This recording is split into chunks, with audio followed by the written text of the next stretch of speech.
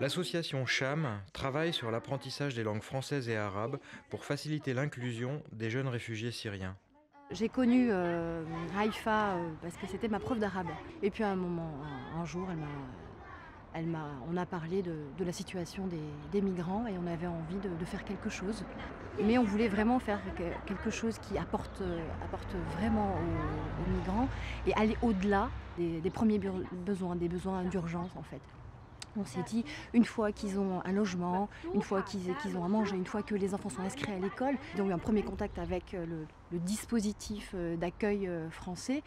Qu'est-ce qui se passe? Qu'est-ce qu'on peut apporter pour que justement cet accompagnement se fasse de manière fluide, harmonieuse et qu'il y ait une vraie valeur ajoutée pour que justement le lien se fasse de manière positive. On a réservé cette salle pour aider des gens à se souvenir de leur langue ou à l'apprendre, ceux qui ne savent pas. Et c'est bien d'apprendre d'autres langues, ça fait plaisir. Et aussi c'est dommage aussi de perdre sa langue. On peut plus parler avec sa famille, on peut plus parler avec ses amis. Quand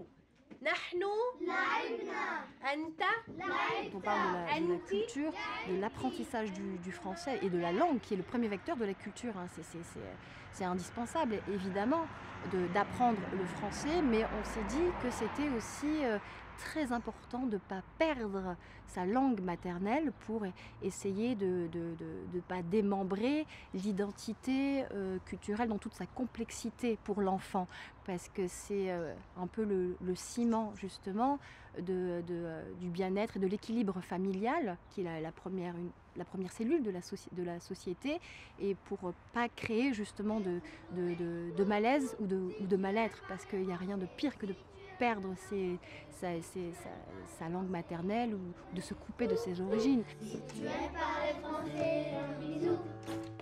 Si tu aimes parler français, un bisou.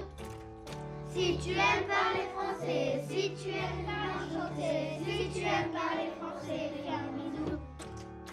Ce qui caractérise Cham aujourd'hui, c'est que c'est la culture des Syriens, la culture des Français, mais c'est ici et maintenant, tout de suite, dans l'environnement immédiat, et être utile avec ses voisins. Et on est ravis parce que ça marche en fait, ça marche. On a 13 familles aujourd'hui, 13 familles syriennes qui sont parrainées par des gens, par des Français.